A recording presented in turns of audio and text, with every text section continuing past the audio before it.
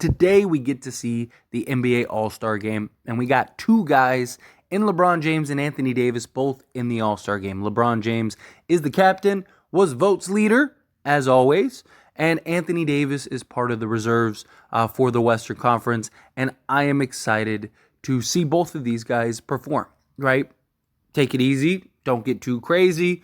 Luckily, the All-Star Game isn't what it once was, right? The All-Star Game used to be this just grind, brutal game in the early 90s and 2000s. Adam Silver even addressed it in the All-Star Game press conference.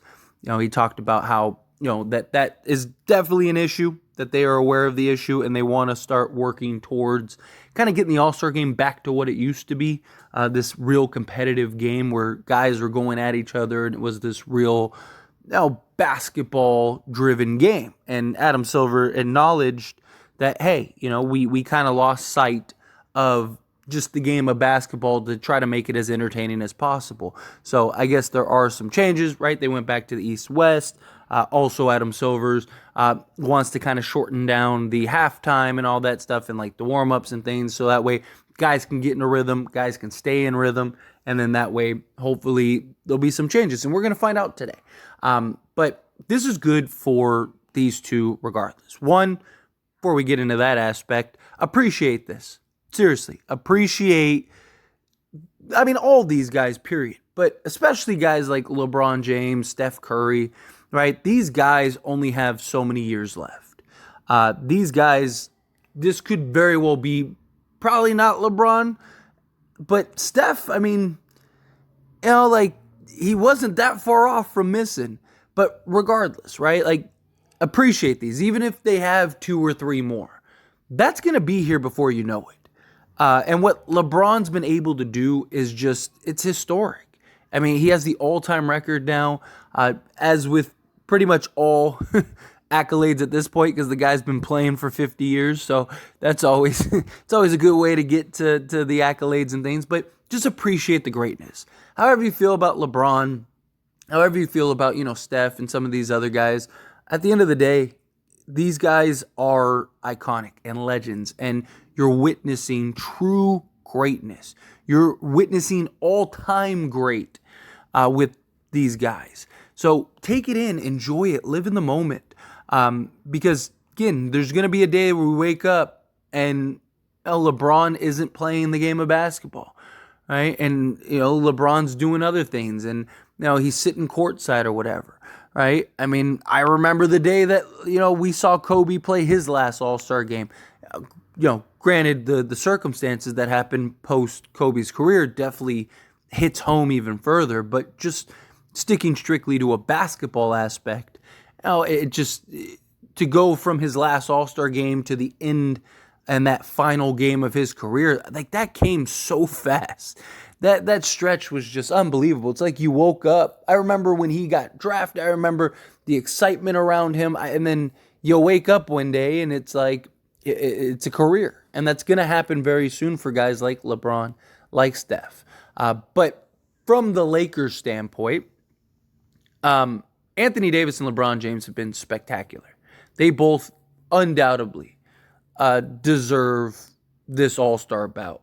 Also, if the Lakers were in a better position, both of these guys could be in the argument for MVP, especially Anthony Davis. Anthony Davis has been just spectacular on both sides of the battle. If Anthony Davis doesn't win Defensive Player of the Year, it's the most rigged award ever. I know, Rudy Gobert and everything, he's not Anthony Davis. He's an excellent shot blocker. Don't get me wrong. You can funnel the defender to him or the offensive player to him. He can clean it up, all that stuff. He doesn't cover the ground, and he's not as good defensively as Anthony Davis. Anthony Davis is far and away the best defensive player in the league, and it's not even close. The dude is just ridiculous. You could hate the Lakers. Hate them with the passion and everything you have in them. And there's no doubt in your mind that Anthony Davis is the best defensive player on the planet. And if the Lakers were like a top 2 or 3 seed, I really genuinely believe the way that both of these guys are playing. LeBron's been the most efficient he's been since the Miami Heat days, right? This guy has been incredible. Anthony Davis, again, he's having one of the best seasons of his career. Like, the guy is just, he's been spectacular, both of these guys. And I've said it, I'll say it again. Get to the postseason, and I trust these two guys, if they're healthy, to get us to the promised land. We got to the Western Conference Finals with LeBron James, who needed foot surgery, and Anthony Davis on one leg. You don't think that if these two were healthy, that Denver series would have went differently? Look, I'm not necessarily saying that the Lakers would have won that Denver series. Denver, it just kind of felt like it was their year, but the Lakers weren't getting swept. And, if that goes to a game 7, anything could happen. You don't think LeBron could have turned back the clock for one game? Of course he could have. But when you only have 1 foot to play on, it's kind of hard. So if these two can continue and remain healthy, which, knock on wood, the sky's the limit for the Lakers, right? They have the talent. They have the momentum, which is good. Hopefully this All-Star break doesn't kind of halt that momentum. But look, the entire team, with all the injuries and just the inconsistencies and stuff, the acquisition of Spencer Dinwiddie, right? LeBron James and Anthony Davis. Again, LeBron being older, Anthony Davis, dealing with little knick-knack stuff his entire career. It's good to kind of just get a breather, get a break, right? Take a step, take it in. You don't overexert yourself. Enjoy the weekend, right? You don't have a game till the 22nd, so you're still 4 days out from your first game, which is great, right? Because that gives the Lakers, even after the All-Star break, gives them time to get things back in order, start integrating guys back in. You got guys like Cam Reddish and Max Christie that are supposed to return post All-Star break. Get those two guys, bring them in. Spencer Dinwiddie, he gets to start having some more practices, some more, just understanding of what the Lakers are trying to run. And then the Lakers can really make this push towards the back end of the season. We got 26 games left. You got to win at least 15. Right? I mean, I would love all 26, but realistically, you're going to win some, you're going to lose some. Can you go, I don't know, can you go 18-8? That would be nice, right? Like if something like that could happen, kind of maintain the pace. Right now, the Lakers in the last 16 games, they are 11-5. So, you add that pace. So in the next 16 games, can they be 11-5? Now you're, 41 wins, and you still have 10 games to go. You got to win at least 4 of those. Because I really do think the magic number is going to be 45, 46, give or take. But around 45 wins, I think that they'll have a shot for the 6th seed, especially with tiebreakers and stuff like that. If you beat Sacramento these next 2 games, then now you have, or these next 2 matchups, now you have tiebreaker situations with that. So Lakers could be in good shape, right? You keep the pace in which you're at, then they would go 18-8. So hopefully that's how this plays out, right? You have a good, clean, fun, exciting, energetic All-Star game. You get into the rigmarole of the practices in the season and everything like that. You take it all in, start getting back in gear, getting everything back in order, getting everything, you being the 2 stars, the 2 leaders. Get all your guys focused, get all your guys ready for that back end push, and let's go get this 6th seed. Seriously, right? Like if we end up with the 7th or 8th seed, so be it. Like I have no doubts if they get that the Lakers make the postseason. If they are the 9th or 10th, not gonna lie, I now would have my doubts that they actually get that 6th seed or get to the postseason, just simply on the fact that anything can happen. You know what I mean? You play the Warriors in the first round. Yeah, you might beat them 9 out of 10 times, but they shoot the lights out one game. It's like, now you're on the outside looking in. But if you get at least to the 7th, 8th seed, I trust the Lakers to win at least 1 out of 2 games. I think they'll be good. But I really want that 6th. And we're not that far off, right? We're 3.5 games out of 5th.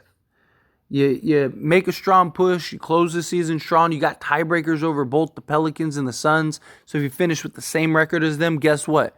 You're in the 5th seed, and Suns are in the 6th. Pelicans are in the play. So do your thing. Play your part. Go out. Get this win for the Western Conference, right? We need to represent. Then lock in, focus, get your team together, and let's go start climbing this mountain here. Because unfortunately, we dug ourselves a pretty deep hole. And yes, we got to win games, but as you see, the Suns are a 2-game win streak. The Pelicans are on a 3-game. Dallas is on a 6-game. Kings aren't on a win streak yet, but they won their last game. And then you got the Lakers on a 3-game. Problem with being so far behind is you have to win that many more than your opponent. So right now you're 3.5 games back, really 3 games, because again, you have the tiebreaker. So if you finish with the same amount of games, you jump ahead. So 3 games back of the 5th seed. You got to not only win that, you have to win that many more games. So Phoenix, if they go 20-6, you got to go 23-3. It's tough, right? So, but I do believe that the Lakers control their own destiny. I do believe the Lakers control their own fate. Win games, simple task. Play basketball, play it the right way, which they have been. And let's go get this. Let's go compete for an NBA championship, because I fully believe that they can. There's not a team that I look at and go, there's no way the Lakers beat them. I love the Lakers matchup against everybody. But the Nuggets are probably the one team that gives me some concern, but they're not unbeatable, right? They're not. There's definitely holes in their armor, right? And they're not Kevin Durant with the Warriors or a dynasty team, in my opinion. Granted, they win a couple more chips, they could be, but I think that they're a very beatable team. They're just a really well-oiled machine. And it's, you have to beat them, right? They're not one of those teams. They're not going to make the mistakes. They're not going to fumble the bag. You have to go in and beat them. And I do believe that the Lakers can. But anyway, as always, this is a discussion. Pass question on to you. Let me know your thoughts and opinions down in the comments below. What do you think? How do you feel? Are you excited for this All-Star game? What do you make of the game? Love to hear your thoughts in that regard. How do you feel about LeBron James and Anthony Davis being All-Stars? What do you think of them leading the charge into the back half or back end of the season? However you feel, whatever your thoughts are, love to hear it. So let me know down in the comments below.